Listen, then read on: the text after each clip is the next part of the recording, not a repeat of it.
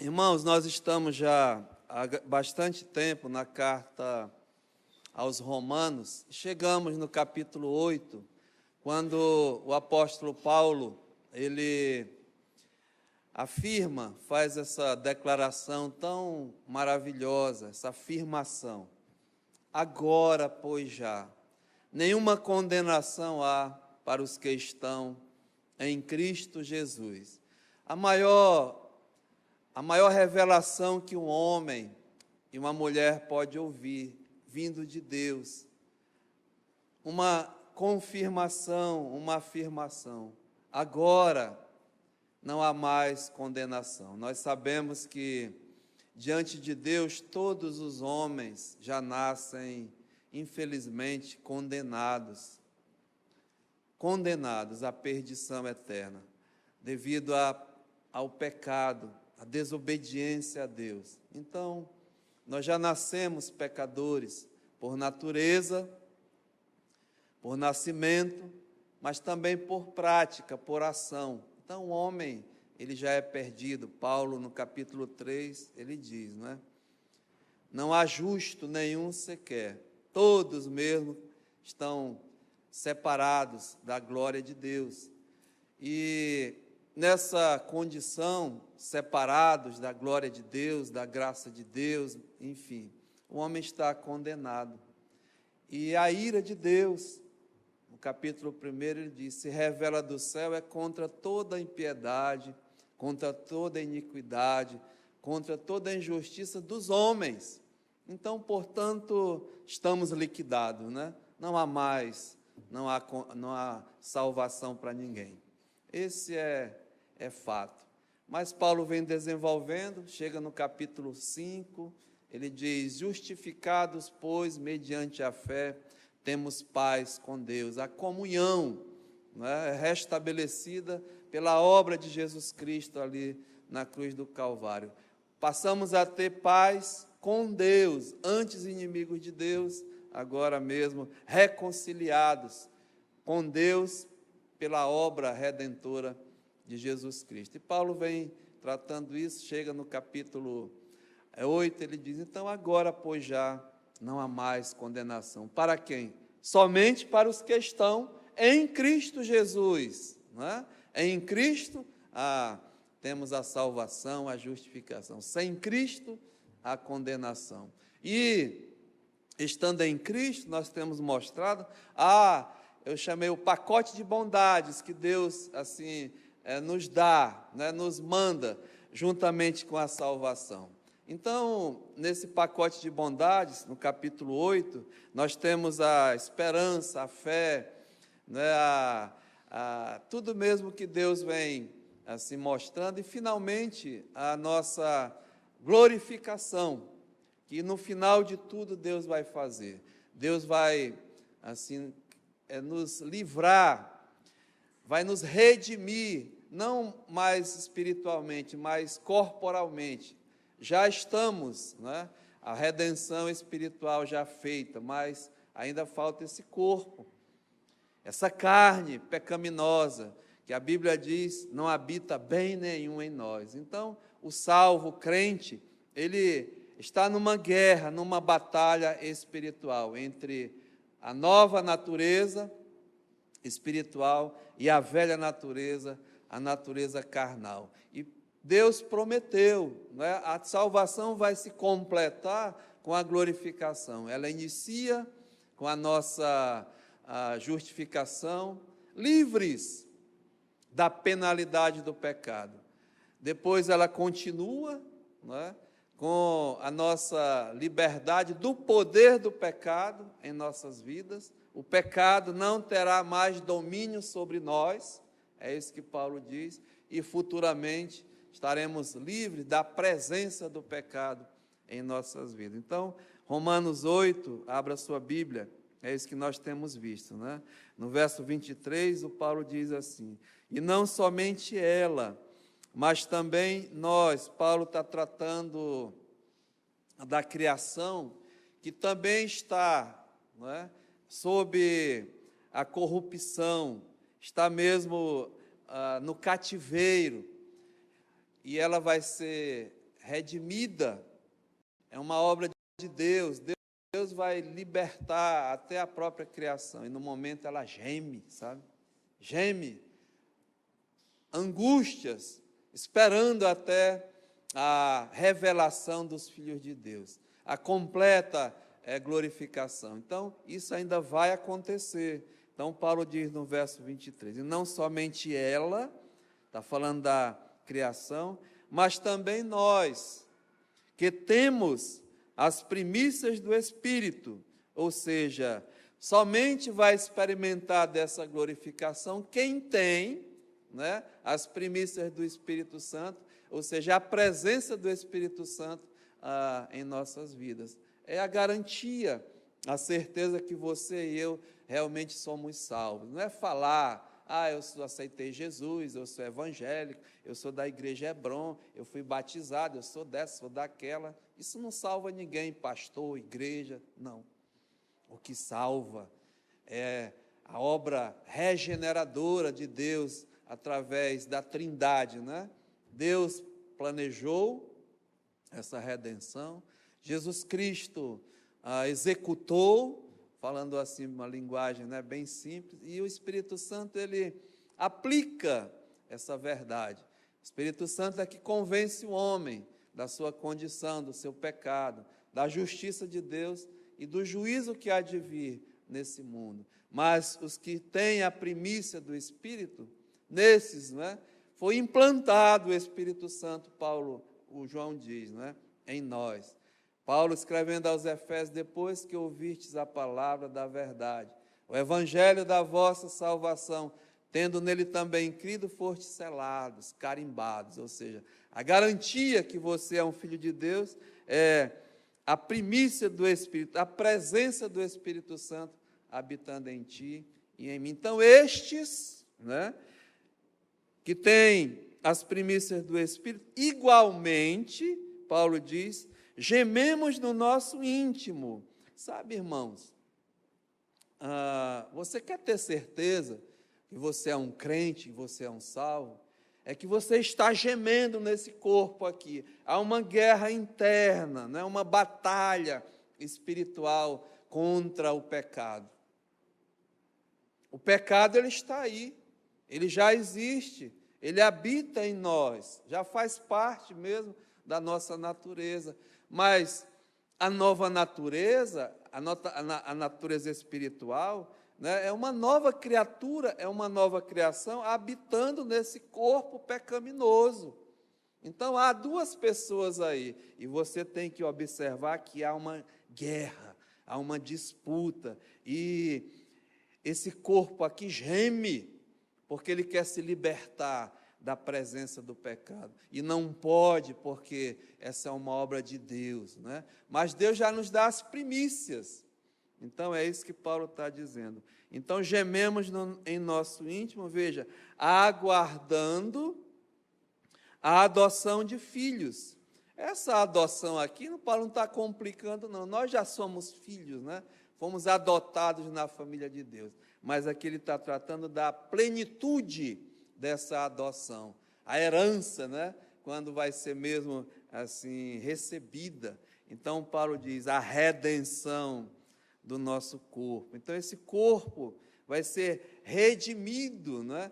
Vamos estar livres da presença do pecado. Então, Deus vai transformar esse corpo de corrupção num corpo incorruptível, cheio de glória. Aí vai estar completa, né, essa tão grande e perfeita salvação. Então, Paulo fala isso. Enquanto, né, nós estamos aguardando essa glorificação, nós temos mostrado que estamos nesse mundo, não é? Vivendo nesse mundo, ou seja, um tempo de peregrinação.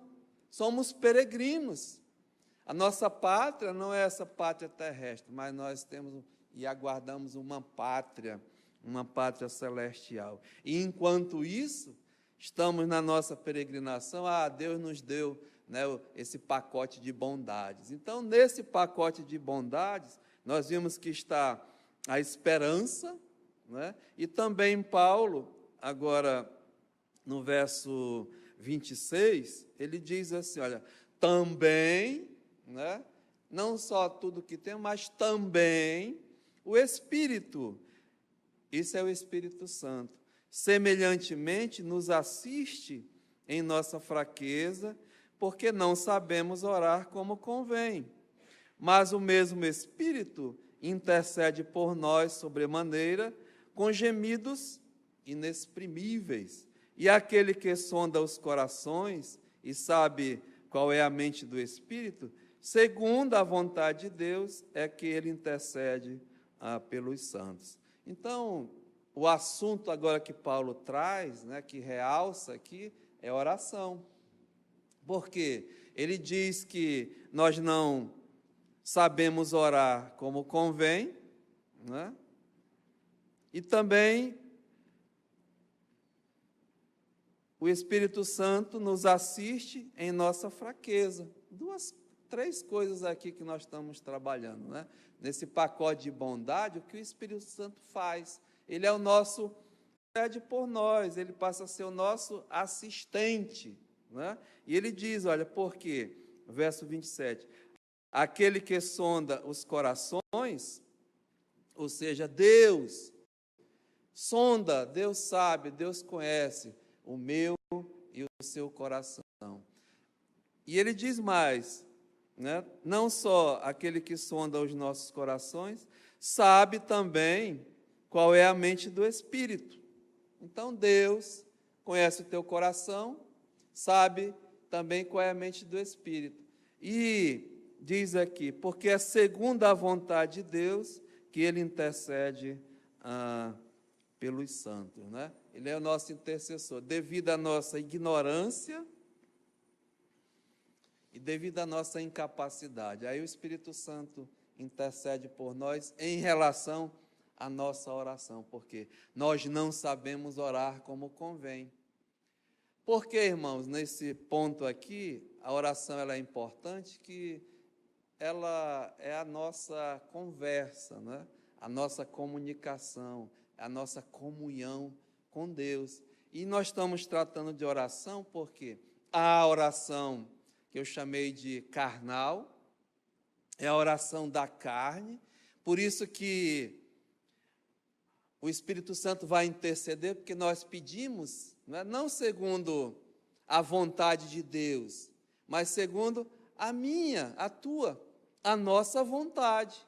E esse tipo de oração é uma oração que eu chamei de carnal, porque até o Tiago, né, no capítulo 4, abra a sua Bíblia, ele diz, olha, verso 1, de onde procedem as guerras e as contendas que há entre vós? De onde senão dos prazeres que militam na vossa carne? Então, a oração carnal, né, tudo que vem da carne. Cobiçais e nada tendes, matais e invejais, e nada podeis obter. Viveis a lutar e a fazer guerras, nada tendes, por quê? Porque não pedis. Pedis e não recebeis, por quê?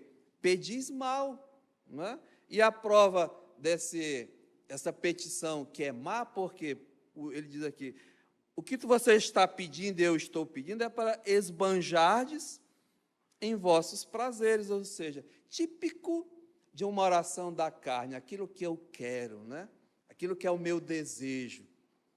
Então, eu não sei pedir, nós não sabemos orar, por causa da nossa fraqueza, ou seja, da nossa incapacidade, e também da nossa ignorância, né? Então, o Espírito Santo, ele vai interceder.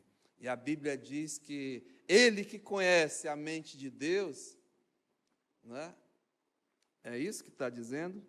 Aquele que, aliás, que conhece a vontade de Deus, né?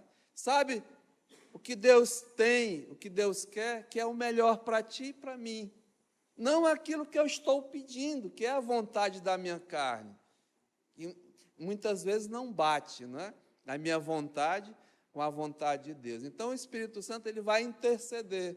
Por exemplo, eu estou pedindo uma coisa que estou pedindo mal, que é para atender uma vontade da minha carne, E o Espírito Santo diz: por favor, Pai, não atende essa oração, não responde essa oração, porque esse teu filho aí está querendo uma coisa que é dele, não é da sua carne, não é a tua vontade. Por isso que diz, com gemidos inexprimíveis, intensamente. Como é que vai explicar isso, né? Mas é isso que acontece, devido à nossa incapacidade e à nossa ignorância. Então, Paulo diz, né? Olha, o Espírito Santo, ele intercede por nós em nossas orações. E aí, eu parei para a gente tratar de oração, não é sobre realmente oração. E diferenciar o que é uma oração da carne, uma oração carnal e uma oração espiritual. Da carne vai prevalecer a minha vontade, a vontade humana, aquilo que eu acho que é melhor, aquilo que é realmente, eu acho que é a minha necessidade, né? Mas a oração espiritual é totalmente o contrário. É a vontade de Deus, que é o melhor para as nossas vidas. Então, eu levei os irmãos a oração modelo, né? A oração mesmo que Jesus Cristo ensinou, como, assim, nós devemos orar espiritualmente falando.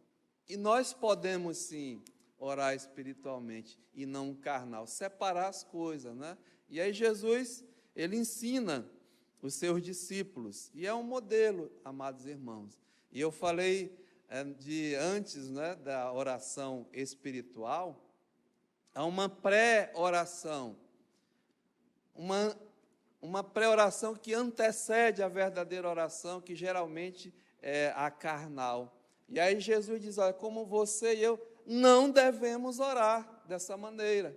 E aí no capítulo 6, os primeiros versos, os 5, o 6, o 7 e o 8, é essa pré-oração que Jesus ensina, uma preparação para uma oração assim espiritual, como nós não devemos orar, né? Então, no verso 5, ele diz, olha, quando orardes, aliás, não sereis como os hipócritas. Uma oração hipócrita é uma oração da carne, né? E nós mostramos a diferença de uma oração de hipocrisia e uma oração espiritual. E ele diz, porque ele fala aqui, quando os orardes, não sereis como os hipócritas. E ele diz quem são os hipócritas, né? Porque gostam de orar em pé nas sinagogas e nos cantos da praça, para serem vistos pelos homens. Em verdade vos digo que eles já receberam a recompensa. Então, Jesus identifica o hipócrita, né, como principalmente os fariseus, os religiosos da época dele. E nós vimos assim que esses homens, né, eles confiavam naquilo que eles podiam, naqueles que eles tinham, mas na verdade eram hipócritas. Fariseus hipócritas. E ele diz assim, em verdade vos digo que eles já receberam a recompensa. E faz aquela comparação, né? Quando o publicano, pecador, publicano, igual o pecador fariseu, foram orar no templo. Aí o fariseu disse, Senhor, chego à tua presença, né? Não sou como aqueles outros pecadores, porque eu faço minhas orações, jejuo, dou meu dízimo e tal, e faz e acontece, né?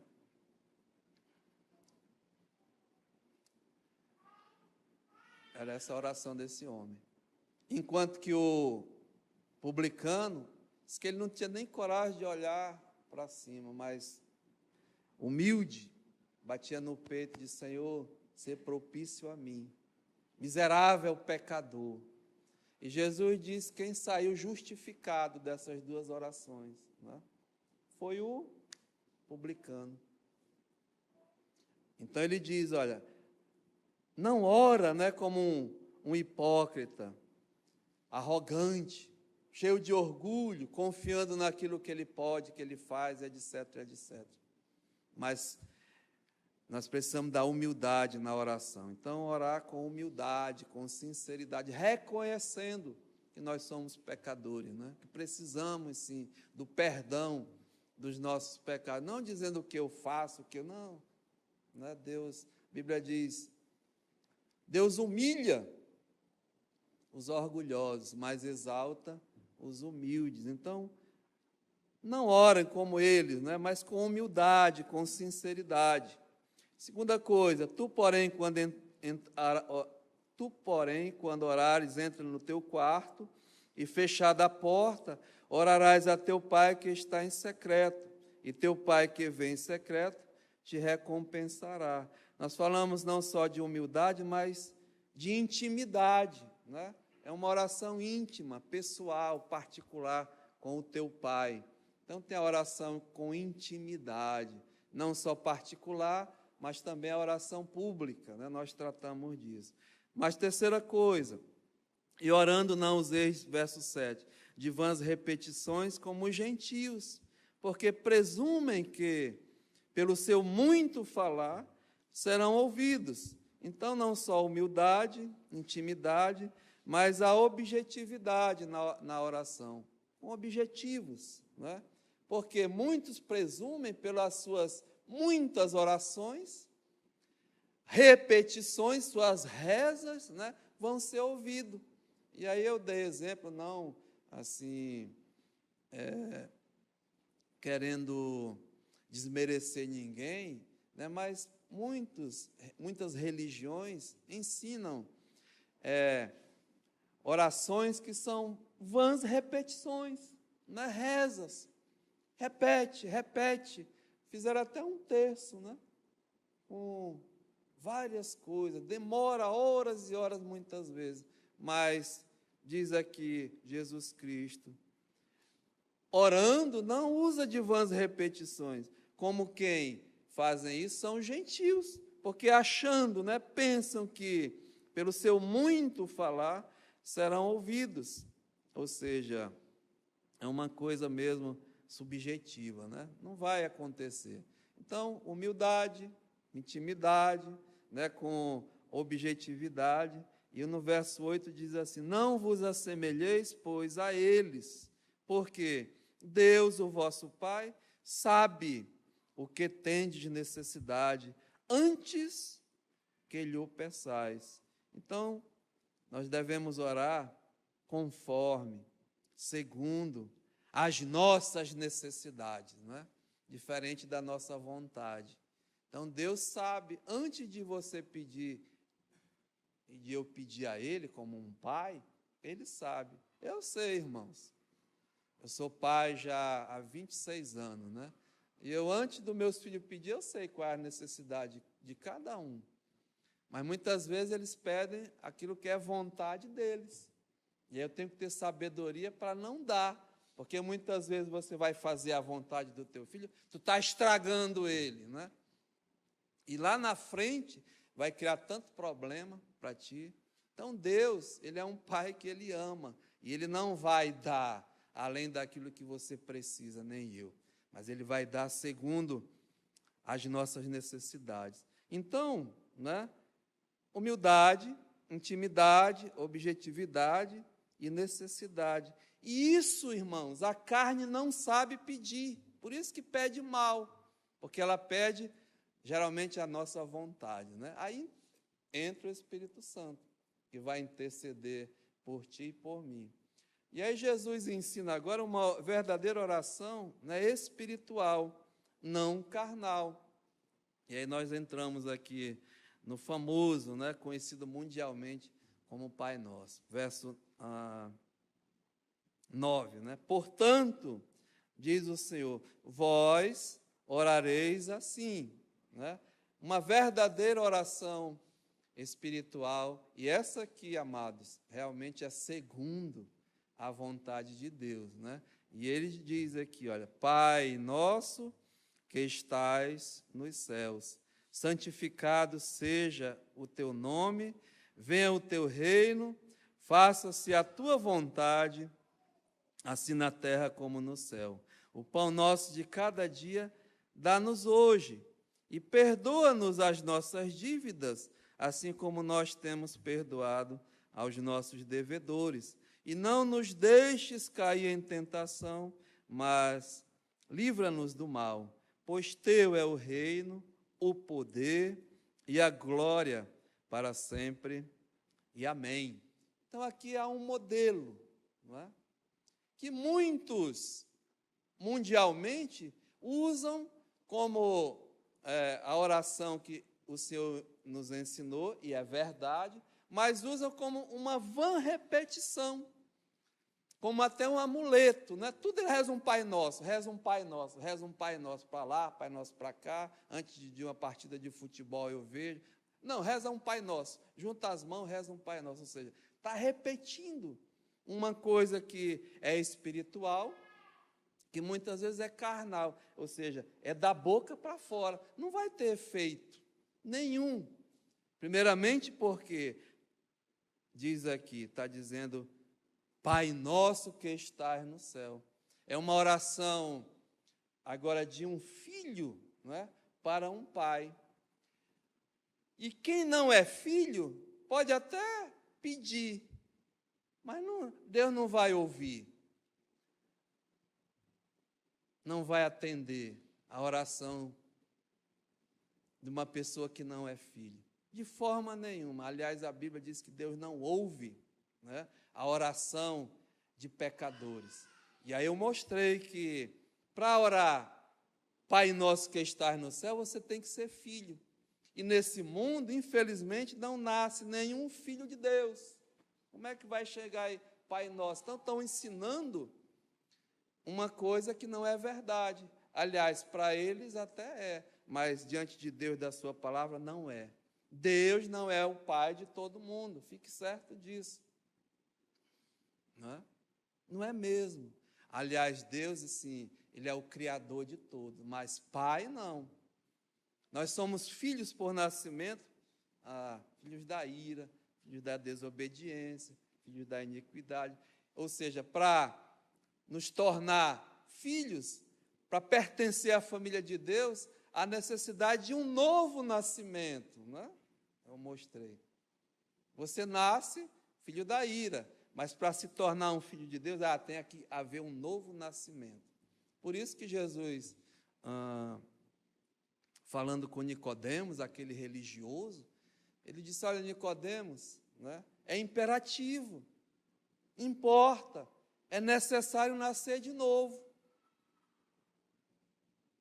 Porque se não nascer de novo, não pode ver o reino de Deus, não vai entrar no céu, porque o que é nascido da carne é carne. Então tem que haver um novo nascimento para pertencer à família de Deus, para você poder chamar Ele de Pai. Né? Então nós explicamos tudo isso. Então a oração verdadeira, espiritualmente falando, é de um filho para um pai, reconhecendo, né, que Ele é o Pai verdadeiro. Pai nosso que estás no céu, santificado seja o teu nome, Deus Santo, toda adoração, todo louvor, enfim, nós falamos disso. E semana passada, nós continuamos, né? Como Jesus ensinou, olha, venha o teu reino. Ele está ensinando aos seus discípulos ali, para eles orarem, para vir, né, o reino de Deus. E aí nós começamos a falar sobre isso, né, a vinda do reino de Deus. Ou seja, nós assim conhecemos nas Escrituras que o reino de Deus, ele é um reino de paz, é um reino de justiça, que vai ser estabelecido nesse mundo. Nós vivemos, irmãos, sinceramente, em paz e justiça? Não, né? Muito pelo contrário.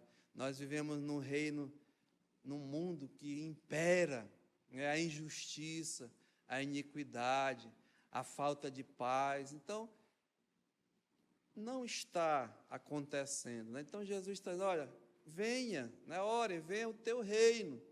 E aí eu mostrei para os amados irmãos, né, que, olha, abra sua Bíblia aqui. Isaías, capítulo 6, Isaías capítulo 6, aliás, capítulo 11, diz assim a palavra de Deus. Isaías capítulo 11. Do tronco de Jessé sairá um rebento, e das suas raízes um renovo. Jessé era o pai de Davi, né? É isso? Está falando aqui do reino davídico, mas depois viria um renovo. O filho de Davi, né, diz aqui, repousará sobre ele o Espírito do Senhor, o Espírito de sabedoria e de entendimento, o Espírito de conselho e de fortaleza, o Espírito de conhecimento e de temor do Senhor. Deleitar-se-á no temor do Senhor. Não julgará segundo a vista dos seus olhos, nem repreenderá segundo o ouvido dos seus ouvidos, mas julgará com justiça os pobres e decidirá com equidade a favor dos mansos da terra. Ferirá a terra com a vara de sua boca e com o sopro dos seus lábios matará o perverso. Um reino mesmo de justiça. A justiça será o cinto dos seus lombos e a fidelidade o cinto dos seus rins. Justiça, mas também de paz, né? Diz aqui, olha, o lobo habitará com o cordeiro. O leopardo se deitará junto ao cabrito. O bezerro e o leão novo e o animal cevado andarão juntos, e um pequenino os guiará. A vaca e a ursa pastarão juntas, e as suas crias juntas se deitarão. O leão comerá a palha como boi, e a criança de peito brincará sobre a toca da áspide, e o já desmamado meterá a mão na cova do balizisco. Não se fará mal nem dano algum em todo o meu santo monte, porque a terra se encherá do conhecimento do Senhor, como as águas cobrem o mar. Naquele dia recorrerão as nações à raiz de Jessé, que está posta por estandarte dos povos, e a glória lhe será morada. Então, veja bem, né? Um reino que Deus prometeu de paz, de justiça, que não existe. Aonde, né, me mostre que há uma paz verdadeira e uma justiça aqui nesse mundo. Então, o Senhor Jesus veio, sim, como rei, como o pastor estava mostrando de manhã. Ele veio para ser o rei, ele veio para reinar. E ele veio mesmo com esse propósito de ser o rei. Então, abra sua Bíblia em Lucas, capítulo 19, Evangelho de Lucas, no capítulo 19, diz assim a palavra do Senhor. Lucas 19, no versículo 37. E quando se aproximava da descida do Monte das Oliveiras, toda a multidão dos discípulos passou jubilosa a louvar a Deus em alta voz, por todos os milagres que tinham visto, dizendo: bendito é o Rei, que vem em nome do Senhor, paz no céu e glória nas maiores alturas. Ele veio como rei e veio para reinar, né? E estão vendo aqui que o rei, o povo de bendito é o rei, que está chegando. Ora, alguns dos fariseus lhe disseram em meio à multidão: mestre, repreende os teus discípulos. Mas ele lhes respondeu: asseguro-vos que, se eles se calarem, as próprias pedras clamarão. Quando ia chegando e vendo a cidade, ele chorou. Jesus chorou e dizia: se conheceras por ti mesmo, ainda hoje o que te é devido,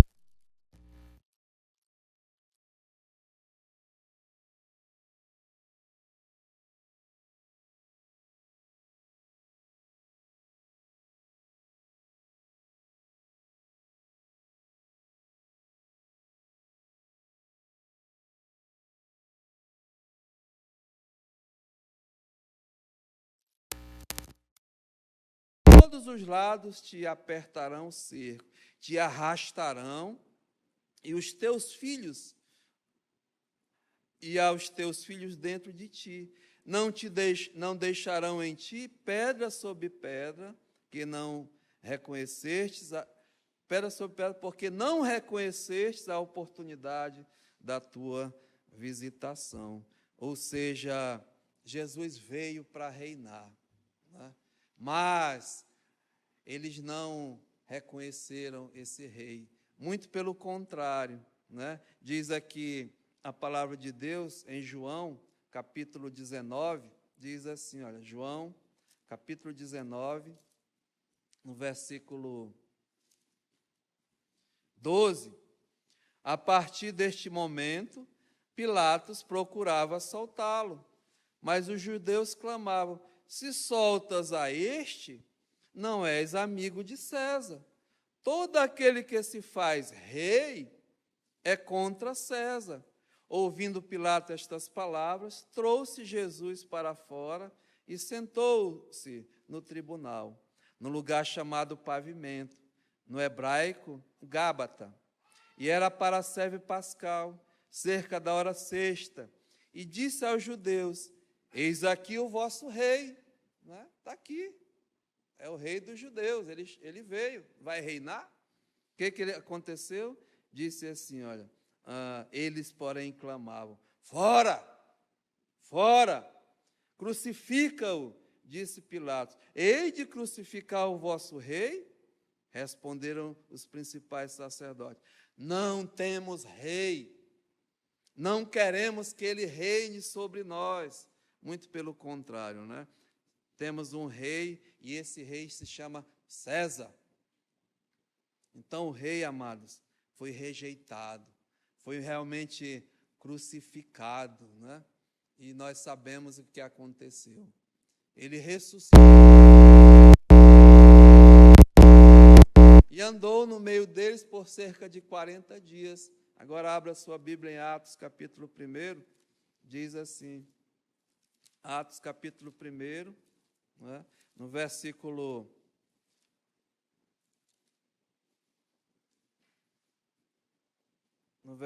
6 diz assim, então Jesus já ressurreto no meio deles, então os que estavam reunidos lhe perguntavam, Senhor, será este o tempo em que restaures o reino a Israel? É agora, né? Agora sim, o Senhor está ressurreto, cheio de poder, agora o Senhor vai restaurar o reino a Israel, né? Esse reino prometido a Davi, a sua descendência. Então chegou o momento, né? Agora ele vai reinar entre nós, vai restaurar o reino a Israel. Então respondeu-lhe Jesus, não vos compete conhecer tempos ou épocas que o Pai reservou para a sua exclusiva autoridade. Ainda não é o tempo, ainda não chegou a hora, né? Mas ele vai reinar, irmãos, ali em Jerusalém. Eu não tenho nenhuma dúvida disso. E vai estabelecer um reino de justiça, de paz e de alegria. Então veja, né, o que Jesus falou em Lucas capítulo 21, agora, e no versículo 22. Lucas capítulo 21 e no versículo 22. Jesus estava falando, né, do futuro, do que ia acontecer. Então ele diz, porque estes dias são de vingança para se cumprir tudo o que está escrito. Está falando mesmo das profecias. Ai das que estiverem grávidas e das que amamentarem naqueles dias, porque haverá grande aflição na terra e a ira contra este povo. Cairão ao fio da espada e serão levados cativos para todas as nações. E aconteceu sim, no ano 70 da nossa era, né, a Roma realmente destruiu, devastou ali os muros, Jerusalém, e houve a grande diáspora judaica. Eles foram espalhados por toda a parte da terra. Então, é isso que aconteceu. E diz aqui o Senhor, não é? Até olha, serão cativos a todos, até que o tempo dos gentios se completem, Jerusalém será pisada por eles. Quem é, amados, que hoje domina Jerusalém? Ela está rachada, está dividida entre judeus, né, e árabes, e muçulmanos. Lá tem, no local do templo, uma mesquita. Então, os gentios estão pisando até hoje ali em Jerusalém. Mas, né, Jesus aqui está dizendo isso, profetizando, proclamando. Veja Atos capítulo 15, Atos dos Apóstolos, capítulo 15, e versículo 13. Depois que eles terminaram, falou Tiago, dizendo: irmãos, atentai nas minhas palavras. Expôs Simão como Deus primeiro visitou os gentios. Deus visitou os gentios a fim de constituir dentre eles um povo para o seu nome, que é a igreja. Deus visitou os gentios e está tirando do meio dos gentios um povo dentre eles para o seu nome, né? Conferem isto as palavras dos profetas, como está escrito. Cumpridas estas coisas, ou seja, depois que Deus levantar esse povo do meio dos gentios, voltarei e reedificarei o tabernáculo caído de Davi, né? E levantando das suas ruínas, restaurá-lo-ei, para que os demais homens busquem o Senhor e todos os gentios sobre os quais tem sido invocado o seu nome. Diz o Senhor que fez estas coisas conhecidas desde os séculos. Isso vai acontecer, irmãos. Ele vai voltar. Abra sua Bíblia em Apocalipse, capítulo 19. Apocalipse, capítulo 19. Diz aqui, verso 11: vi o céu aberto, e eis um cavalo branco, e o seu cavaleiro se chama Fiel e Verdadeiro, e julga e peleja com justiça. Os seus olhos são chamas de fogo, na sua cabeça há muitos diademas. Tem um nome escrito que ninguém conhece senão ele mesmo. Está vestido com um manto tinto de sangue, e o seu nome se chama o Verbo de Deus. E seguiram-no os exércitos que há no céu, montando cavalos brancos, com vestiduras de linho finíssimo, branco e puro. Sai da sua boca uma espada afiada, para com ela ferir as nações, e ele mesmo, veja, regerá com cetro de ferro, e pessoalmente pisará o lagar do vinho do furor da sua ira, do Deus Todo-Poderoso. Tem no seu nome, aliás, tem no seu manto e na sua coxa um nome inscrito: Rei dos Reis e Senhor dos Senhores. Então vi um anjo em pé no sol, e clamou com grande voz, falando a todas as aves que voam no meio do céu: vinde, reuni-vos para a grande ceia de Deus, para que comais carnes de reis, carnes de comandantes, carne de poderosos, carnes de cavalos e de cavaleiros, carne de todos, quer livres, quer escravos, assim pequenos como grandes. Vi a besta e os reis da terra com os seus exércitos congregados para pelejarem contra aquele que estava montado no cavalo e contra o seu exército. Mas a besta foi aprisionada, e com ela o falso profeta, com os sinais feitos diante dela, seduziu aqueles que receberam a marca da besta e eram os seus adoradores da sua imagem. Os dois foram lançados para dentro do lago de fogo que arde com enxofre. Os restantes dos mortos, com a espada que saía da boca daquele que estava montado no cavalo.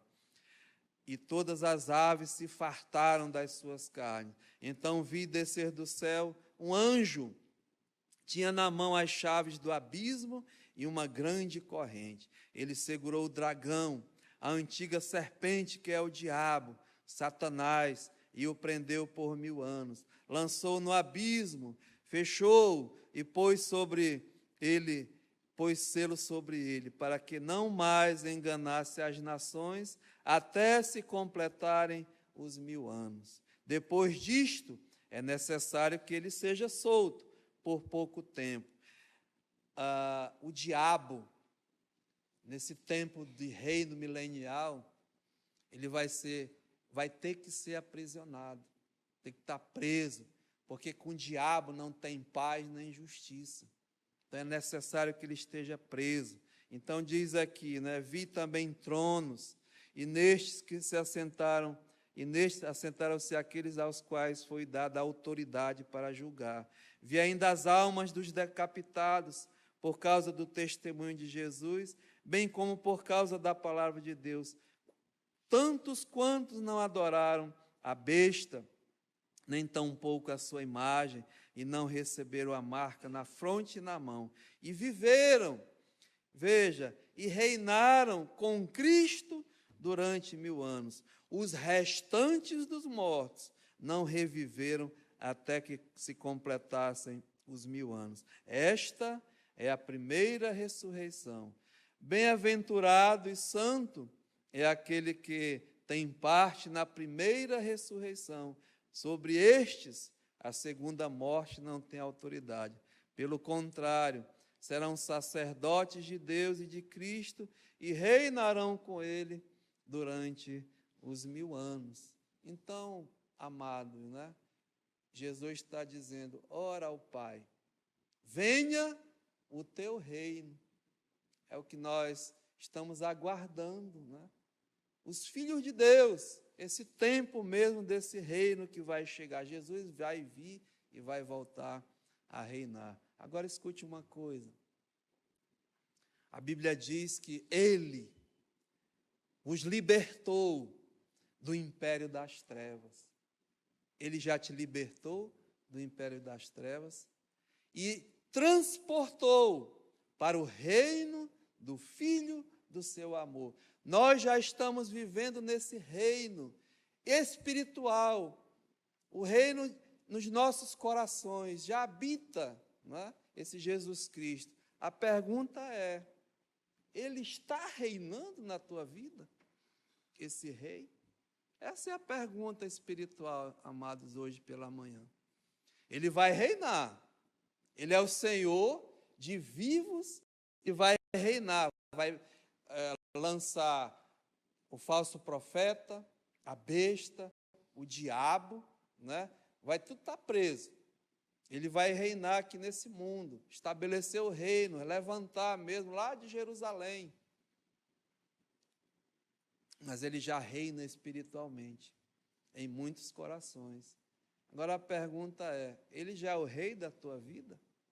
Então, eu só posso orar, né, venha o teu reino, se ele já, como um súdito, né, ele já reina no meu coração, ele já reina no seu coração, que ele vai reinar nessa terra, não tenho nenhuma dúvida, mas ele está reinando agora já. Os judeus, né, os irmãos deles, não queremos que ele reine sobre nós. Não, já temos um rei, que é César. Quem é o teu rei hoje de manhã?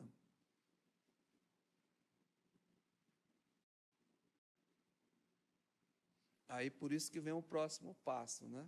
Vamos verificar na oração. Jesus diz, né?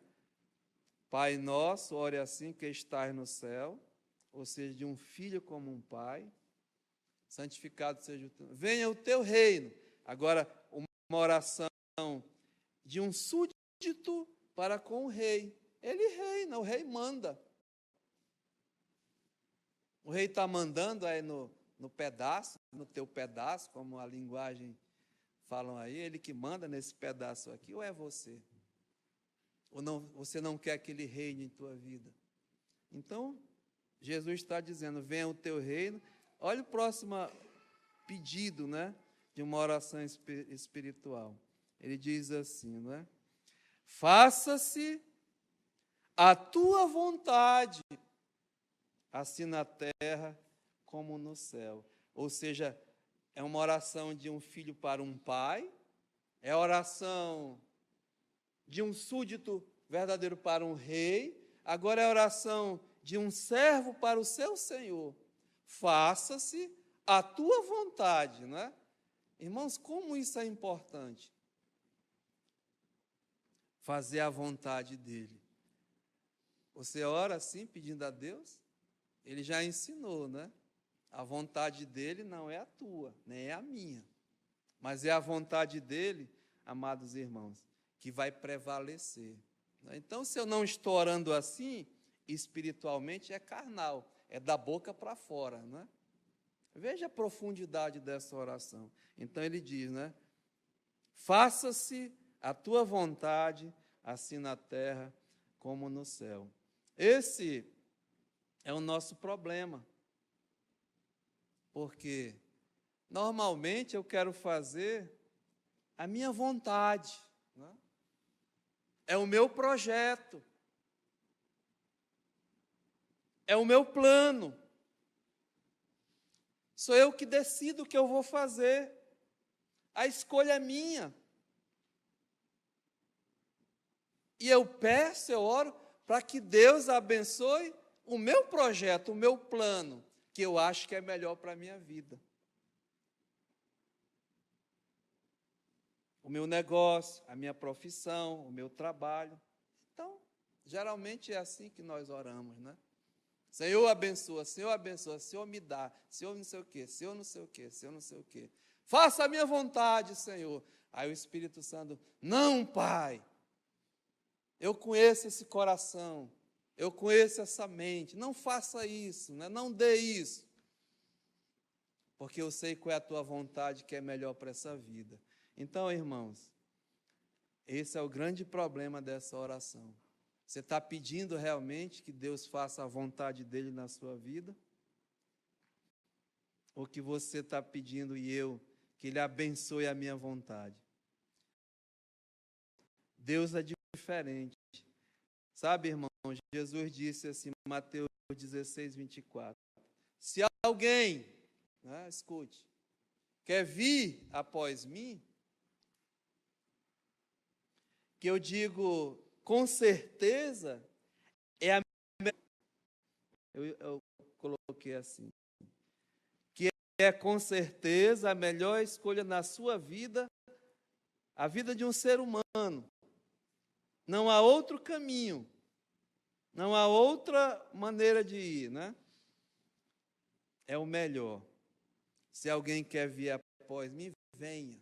Ele diz, eu sou o que venha. Que é a melhor escolha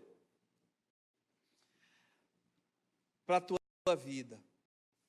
Que é a vontade de Deus, né? Ele diz, olha, a vontade de Deus é que nenhum homem pereça, mas que todos cheguem ao arrependimento, todos cheguem ao caminho. E eu sou o caminho, eu sou a verdade e eu sou a vida. Ou seja, é um conselho, né? Então tem que negar-se a si mesmo, e negar-se a si mesmo é não fazer a minha vontade, né? A sua vontade. Mas negar-se a si mesmo é cancelar o meu eu e fazer realmente a vontade de Deus, que é, escute, o melhor para a sua vida. A Bíblia diz que a vontade de Deus ela é boa, agradável e perfeita. Então, muitas vezes é muito fácil, né? A gente repetir essa oração. Falar da boca para fora, ou seja, é carnal. Mas quando é espiritual, irmãos, vai mudar muito, sabe?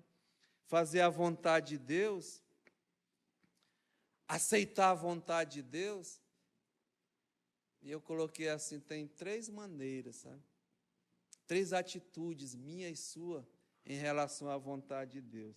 Fique certo que é o melhor para a minha vida, viu? A vontade de Deus, não é a sua não, nem a minha. É o melhor, mas tem 3 atitudes que nós podemos assim considerar em relação à vontade de Deus para as nossas vidas. A primeira, amados irmãos, eu coloquei assim, é o desinteressado. Desinteressado. Ele não tem interesse em saber qual é a vontade de Deus. Ele ignora a vontade de Deus, não tem interesse, não quer saber. É orgulhoso, né? Ele confia em si. Não, eu faço, eu vou ignorar. Ou seja, essa vontade decide o que ela vai fazer e ela faz. Ela ignora, ela desinteressa mesmo da vontade de Deus. Vai contra a palavra de Deus. Entendeu? É contra. Deus está dizendo uma coisa e ele vai contra a palavra de Deus. Cuidado com esse tipo de atitude, de ser um desinteressado, né? Ignorar a vontade de Deus. Sabe o que o Tiago diz? Abra sua Bíblia em Tiago, capítulo 4. Tiago, capítulo 4, no versículo 13. Tiago 4:13 diz assim: atendei agora, vós que dizeis, hoje ou amanhã iremos para a cidade tal, e lá passaremos um ano, e negociaremos, e teremos lucros. Vós não sabeis o que sucederá amanhã. Qual que é a vossa vida? Sois apenas como uma neblina que aparece por um instante e logo se dissipa. Em vez disso, né, em vez dessa atitude, dizer, olha, eu vou, porque eu vou fazer isso, vou fazer aquilo, e não tem conversa, e vai. Né? Mas Deus diz, cuidado. Em vez disso, né, devias dizer, olha só como muda, né? Ah, se o Senhor quiser, se for da vontade de Deus, que eu vá para acolá, que eu faça isso, que eu faça aquilo, que eu faça aquilo outro. Ah, se for da vontade de Deus, não só viveremos, como faremos isto ou aquilo. Agora, entretanto, vos jactais, né? Ou seja, você se gaba, das vossas arrogantes pretensões, diz o Senhor aqui. Toda jactância é semelhante a essa, é maligna. A vaidade, a arrogância, o orgulho. É muito perigoso, né? Tem que ter muito cuidado, irmãos. Diz, portanto, veja, aquele que sabe que deve fazer o bem e não o faz, nisso está pecando. Então, eu quero fazer a vontade de Deus para a minha vida.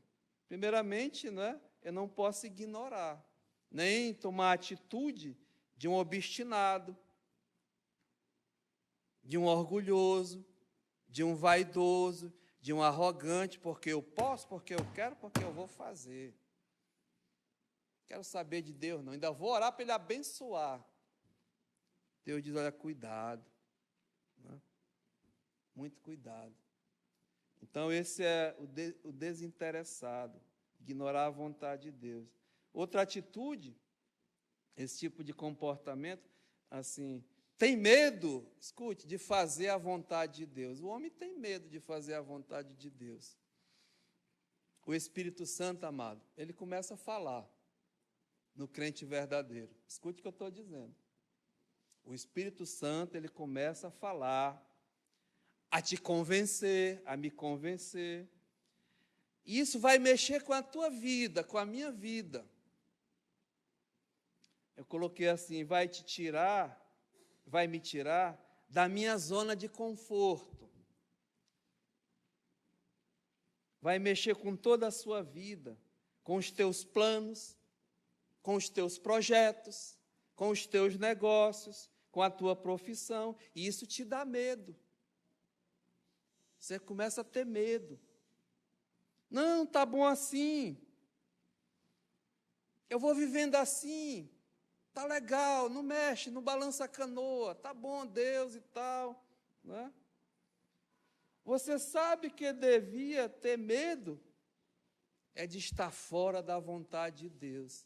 Sabe, irmãos, eu estou falando isso por experiência própria.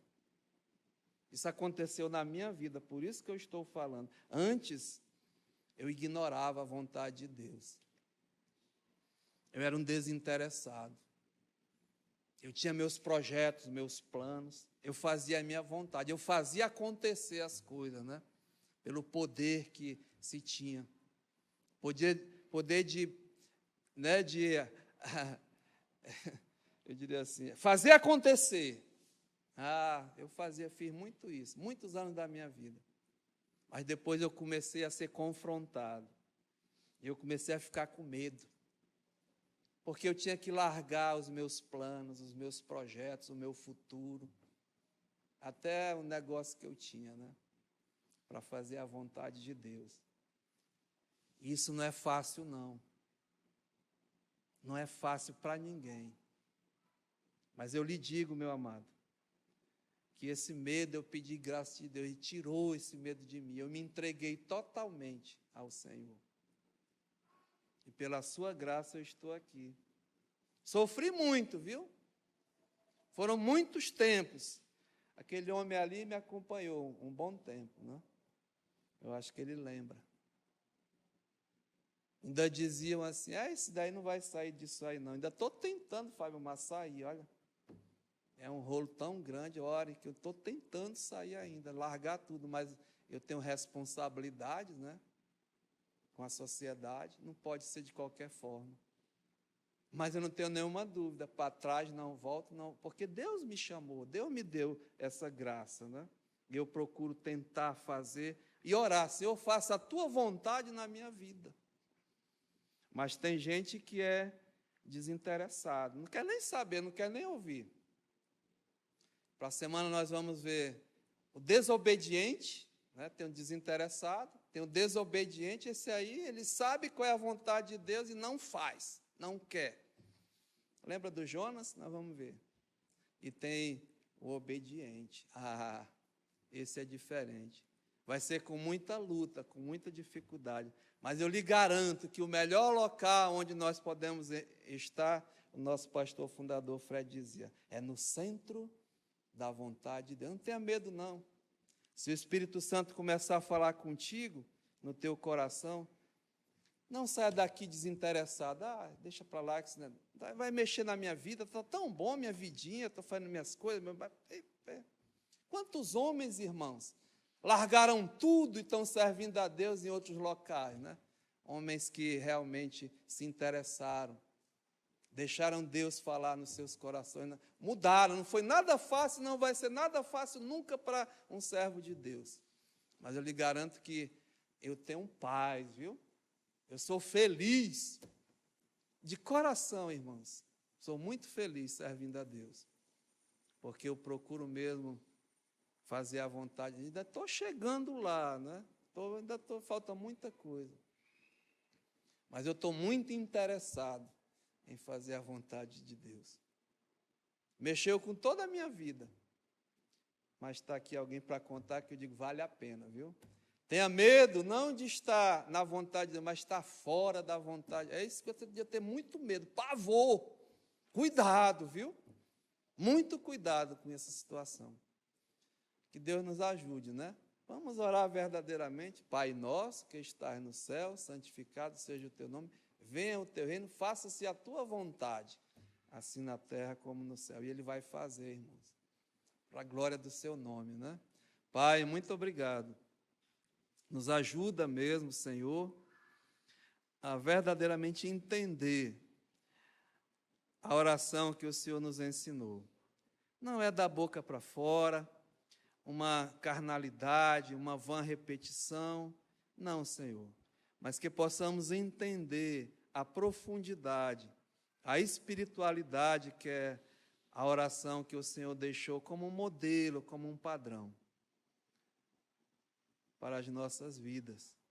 E que possamos realmente orar verdadeiramente e estar atentos e prontos para deixar o Senhor trabalhar como um pai na minha vida, para o Senhor reinar na minha vida como um rei, e para o Senhor ser o Senhor da minha vida, e que eu seja um filho obediente, um súdito obediente e um servo realmente obediente. Nos ajuda, Pai, de coração eu te peço. Eu te peço mesmo na minha vida, que o Senhor me ajude. E cada amado aqui nessa manhã, se porventura há alguém entre nós também que ainda não é filho, se alguém que esse rei não está reinando na sua vida, se há alguém que ele ainda não é o Senhor, que ele ainda não está mesmo fazendo a vontade dele, mas eu estou fazendo a vontade na minha vida, nos ajude, Senhor, que possamos pedir perdão e nos entregar totalmente ao Senhor e realmente descansar em Ti, Pai.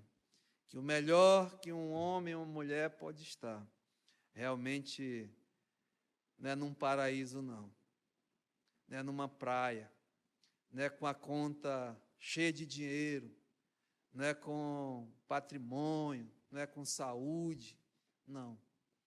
É estar no centro da Tua vontade, que pode ser no Iraque, na China, na Coreia do Norte, não importa o local, importa, Pai, é que estejamos na Tua vontade. Nos ajuda, Senhor, aceita a nossa gratidão.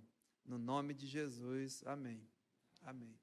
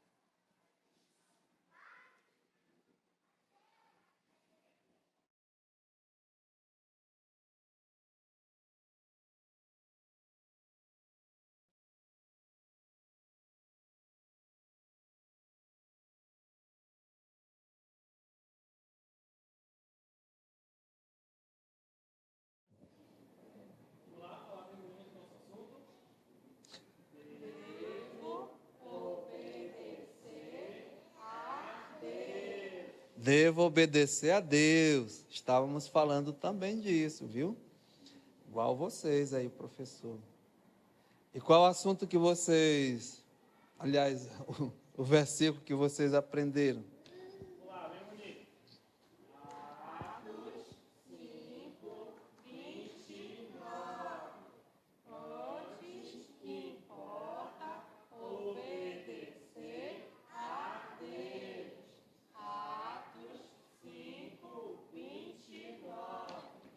Muito bem.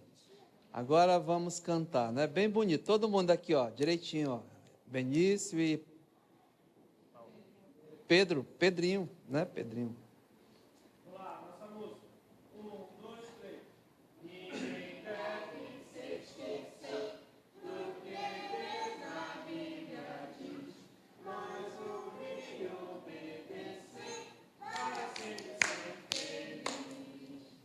Muito bem. Muito bem.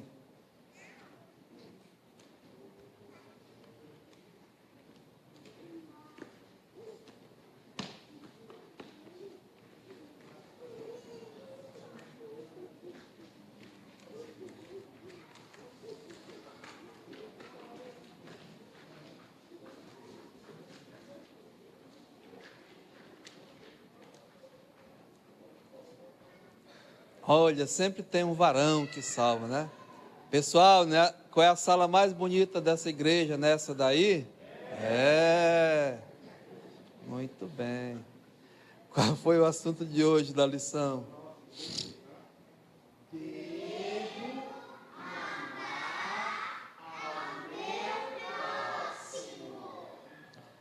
E o versículo que aprenderam?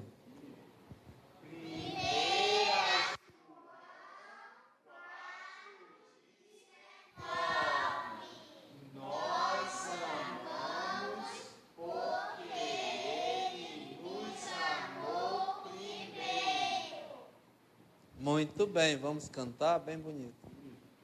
Jesus ama cada um, cada um, cada um. Jesus ama cada um, Jesus ama todos. Ama o papai, ama a mamãe, ama o irmão pequeno, irmão. Ama a ti, ama a mim. Jesus ama todos, Jesus ama todos. Muito bem. Deus abençoe vocês. Irmãos, tem alguém visitando pela primeira vez aqui hoje? Mas nós temos o privilégio de ter pastor Fábio Omar conosco, a sua esposa, a irmã Marilene. Tive um tempo abençoado ali em Lábrea, e ele traz as gratidões lá de todo o povo, e que Deus possa abençoar o pastor. Ele vai estar no próximo domingo aqui, já combinamos, trazendo a mensagem na Escola Bíblica Dominical, tá bom? E hoje à noite estamos entrando mesmo já no mês de missões. Tem um missionário, Juca Serpe, ele tem uma missão no meio de esporte e evangelismo. Esse homem já tem muitos anos no ministério, então ele vai estar hoje à noite dando um relatório, trazendo uma palavra. E também um missionário que trabalha com ele na Venezuela. Os irmãos vamos prestigiar, né? E no próximo sábado, irmãos, é a abertura dos cofrinhos missionários, tá bom? Chegou mais 3 meses.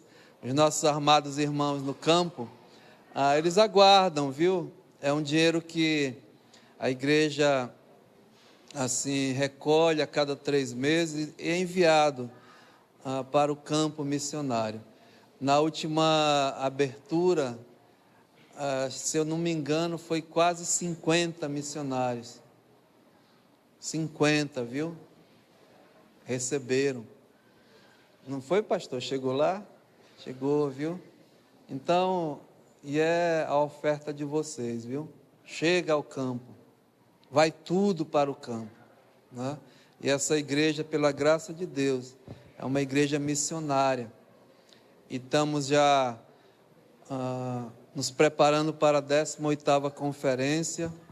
Os irmãos sabem, um mês atrás, tivemos um roubo nessa igreja. Foi um desfalque grande no trabalho.